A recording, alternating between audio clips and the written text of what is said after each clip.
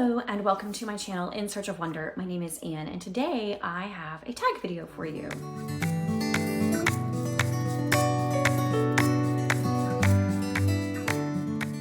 First of all, I am filming this on the first day of April and well, this will go live tomorrow on the second day of April and I am embracing all things spring.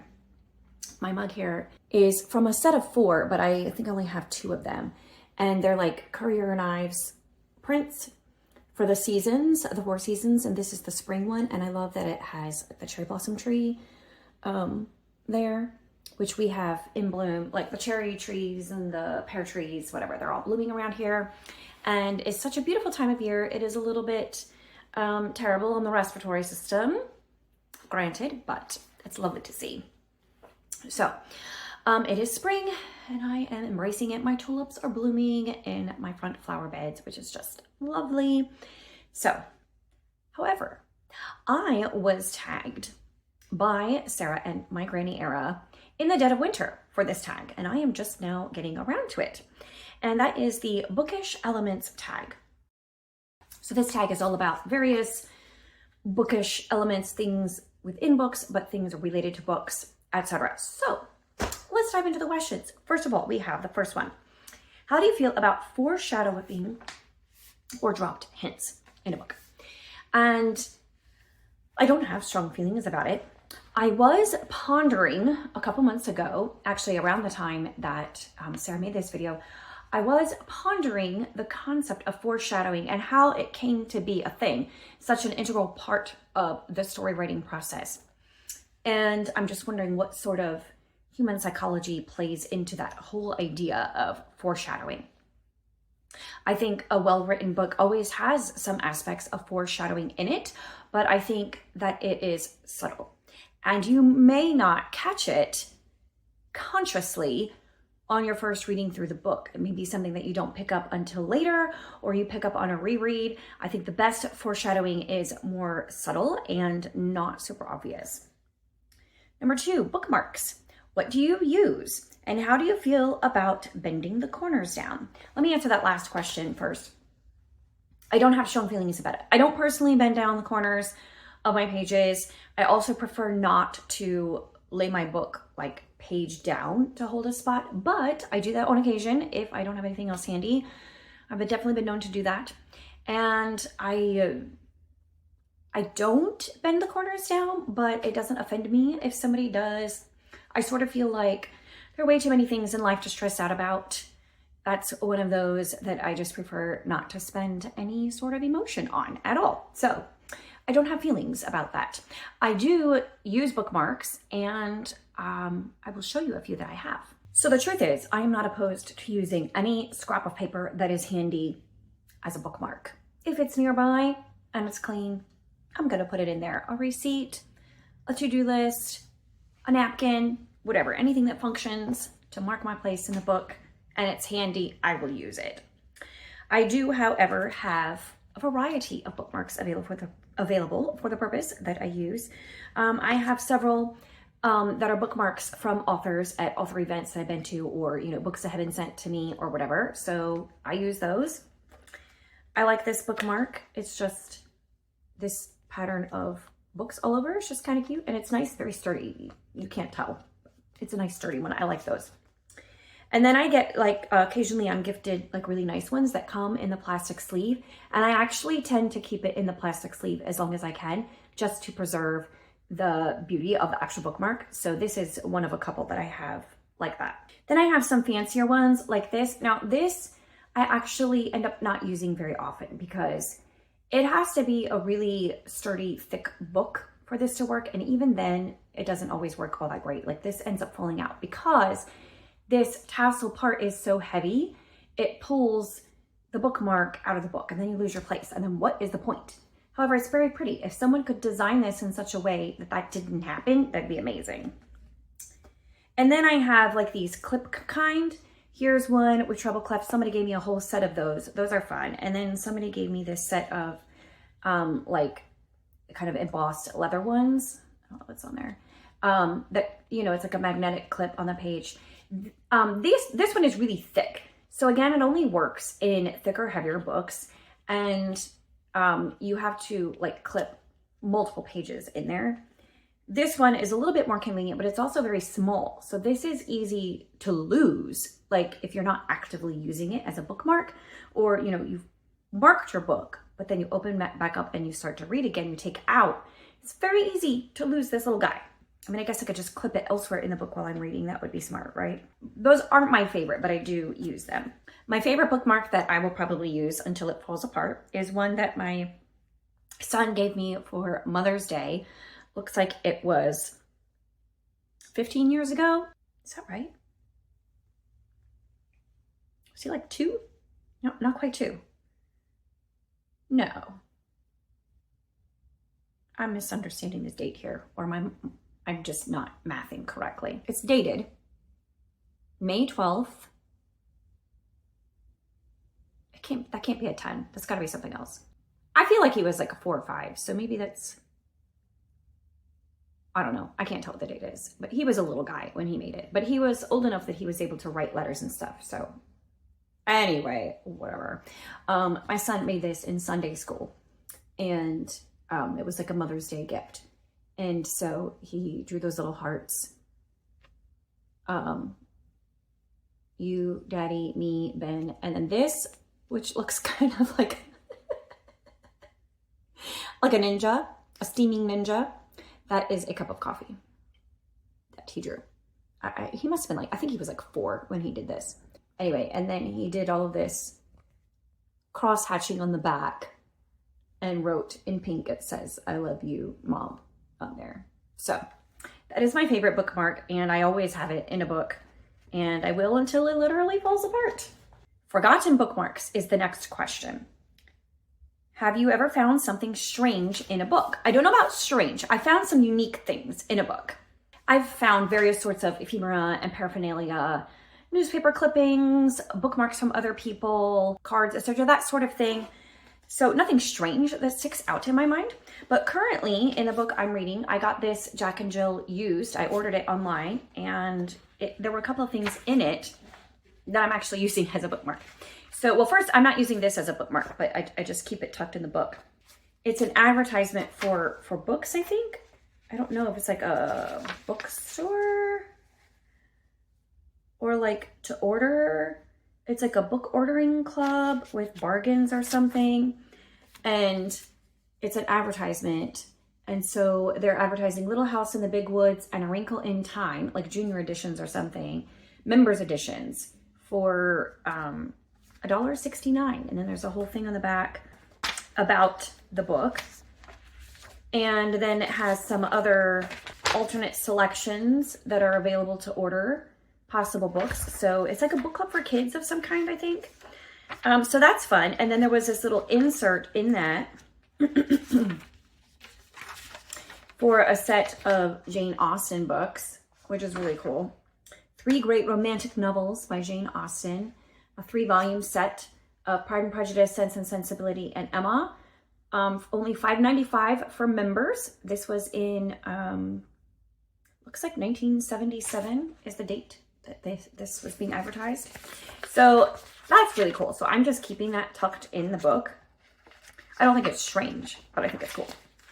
But the piece that I'm using for bookmark is like the actual postcard that you could use to order the the Jane Austen 3-volume set. And so obviously whoever was in this club opted not to order it. I don't know why, but I wonder what would happen if I tried to send that in myself for $5.95. So this I am using as a bookmark in my Jack and Jill book. The next question is about inscriptions and annotations. How do you feel about writing in a book, and how do you annotate if you do? So I don't have strong feelings. Again, either way, I enjoy reading when I have like a used book and there are other annotations in it. I actually kind of find it interesting to see other people's thoughts as they were reading. And I do sometimes annotate in a book, but not consistently and not in the same way. So it kind of depends on the book itself. If it's just a light, fun, pleasure read, I almost never annotate it. I don't even highlight anything. I just read it for the sake of reading it and I'm done. There are even very many books that I don't annotate, even if I do find them highly informative or interesting or engaging or deep or worthwhile, etc. I don't take the time to annotate them because it may be that I am just actively engaged in the reading process and I don't want to take the time to underline or highlight or write notes in it, or because I don't have the materials handy and so I just don't bother. For whatever reason, I don't always highlight, underline, annotate, do any of that stuff. However, sometimes I do. Sometimes a book is so compelling, like I feel like I want to converse with the author about this book. So I will make annotations. I can't help it. And I will go find the materials if I have them nearby, if I don't have them nearby, and I will write the annotations and then make sure that I have them as I continue reading the book. So as far as how I do it, when I do annotate, I've done it different ways. Primarily, I just like to underline things that stick out to me or mark them somehow with a symbol, you know, like a star or a heart if it's something that I really loved. I thought it was beautiful writing or a beautiful thought. I will put a little heart there. I will put a star if I think that this is important. Pay attention to this information, and I want to be able to find it quickly if I'm flipping through the book.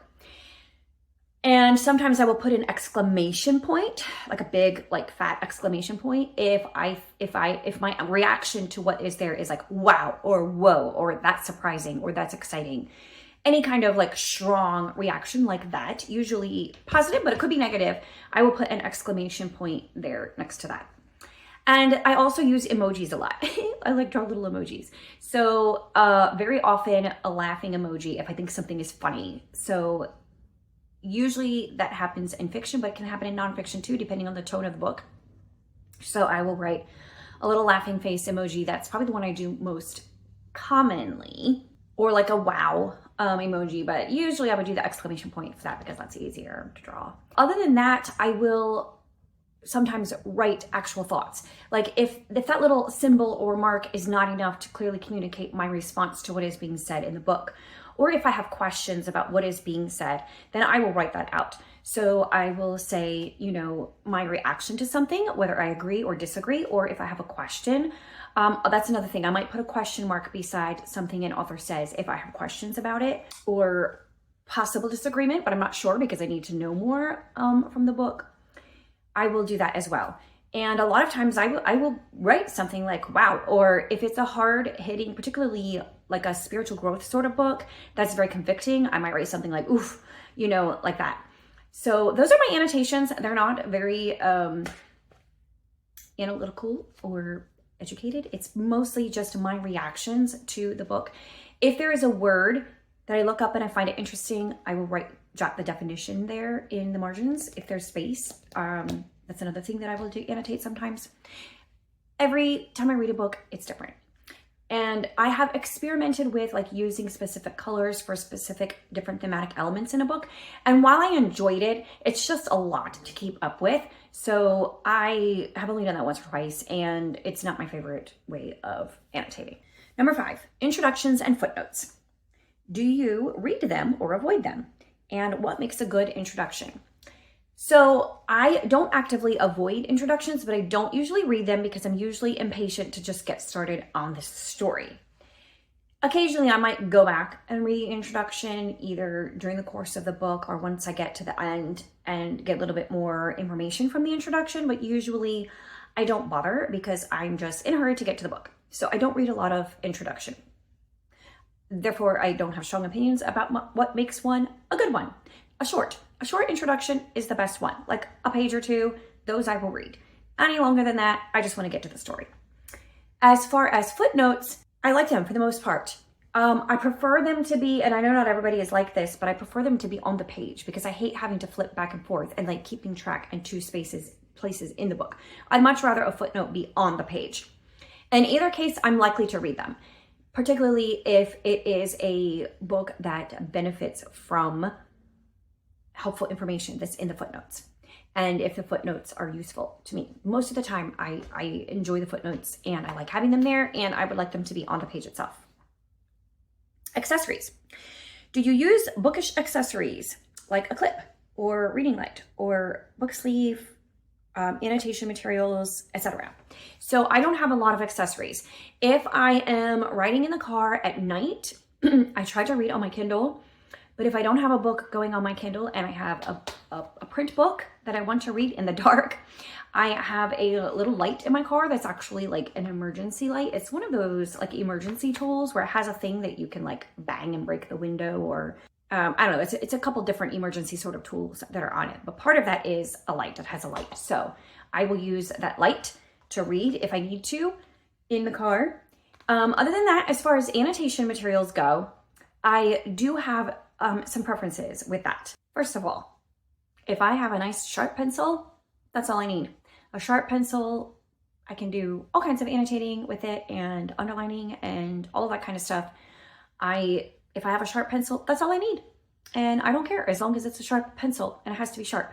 Otherwise though, I do like gel highlighters. These are the only highlighters I will use, where they have the kind of like waxy substance that you highlight with. It's so smooth, it's so easy to use. I don't know, I really like them. I don't like regular ink highlighters. I just like these gel ones, so I will use these. And I have these in multiple colors, so I kind of like I have these in multiple colors, and I have gel pens in tons of colors. So I actually enjoy coordinating these and using like this color, for example, of highlighter and then a similar blue gel pen to write notes in. But that is not a prerequisite. I don't have to. If I have it handy, I will. If not, whatever. I just write with whatever I have handy. I'm not super picky. Number 7, art and illustrations. How do cover art and illustrations affect your reading experience? And not too much one way or another. I love a good, beautiful cover. I really admire that, appreciate that. I love it when a book has a good, well-designed, beautiful cover. So it enhances the experience, at least the experience of possessing the book. But I do think like, it can enhance the overall experience as well if the book is just beautiful to start with. But inner illustrations, yes and no. I mean, I don't honestly pay that much attention to them as I am reading through the book. So it can add to the beauty of a book. So I appreciate it in that sense, but I don't think it necessarily adds to the enjoyment of the book for me. The only thing that I don't like in cover art or illustration, the only way that it detracts is if the cover of the book, whatever the illustration is, does not correspond to what actually happens in the book. And then that takes away from the value of the book. And I don't know that it takes away from the reading experience, but it definitely makes it a book that I do not want to possess. So it's not so much about the enjoyment of the book. It's more about the enjoyment of the actual object of the book, not the story, I guess. Finally, the format. Which format of books do you prefer? Hardback, paperback, audio, digital? So either hardback or paperback would be my preference. I'm not picky about either one. Maybe slightly more leaning towards paperback than hardback, but I don't have strong opinions either way on that score. As far as audio and digital, I don't do well with audio at all. I really only listen to audiobooks if it's the only way I can get my hands on a book, or if we are traveling, we will listen to audiobooks sometimes. As far as digital, yes, I will read digital. It's not my favorite, but it is a way for me to get a hold of books that I wouldn't get otherwise, like digitally through the library, for example. So I will read digital books. I don't love it, but I will read them. But my preference would be a physical copy, hardback, or paperback. Kind of part of that question is, do you use different ones at different times? Yes. Like I said before, if I'm riding in the car at night, that is one time when I like to have a Kindle book going, because then I can read it with, the Kindle being backlit. I have a Kindle Fire, so the screen is lit. So it makes it easier to read in the dark if I need to. But that's really the only thing. Otherwise, I don't have a particular time or place for the type of book. Or like I said, when I'm traveling, I would be more prone to listen to an audiobook than otherwise. But those are really the only things that determine. Otherwise, it's just, what copy do I have the book in? What was I able to get my hands on? That's how I'm going to read it. So those are my answers to the questions for the Bookish Elements tag. Thank you, Sarah, for creating this really fun tag and for tagging me in it. I will link to her original video in the description box. That was a really fun video. If you haven't seen it yet, you will enjoy it. And I am not going to tag anyone because this has made the rounds. It's been several months since I was tagged, and I know a lot of people have already done it. So I don't know who all has and has not. And so I'm not going to tag anybody, but if you have not yet done this tag, please consider yourself tagged by me. 100% go for it and answer these questions, and tag me so that I can watch your video and listen to your answers as well. And I will see you all next time. Bye. Okay, so in all of my videos in the month of April, I am going to be randomly selecting a channel that I subscribe to mention here and offer as one for you to subscribe to as well, to go along with my challenge for April, which is to subscribe to a new channel. And in turn, if you have any suggestions for channels that you think I would enjoy, mention them in the comments below. So today's channel that I will mention will be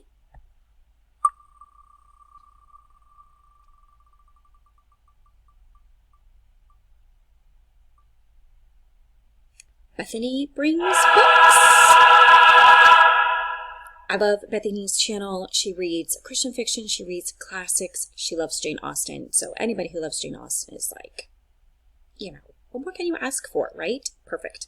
So go ahead and subscribe to Bethany's channel if you haven't already. Tell her I sent you, and I will see you next time. Bye.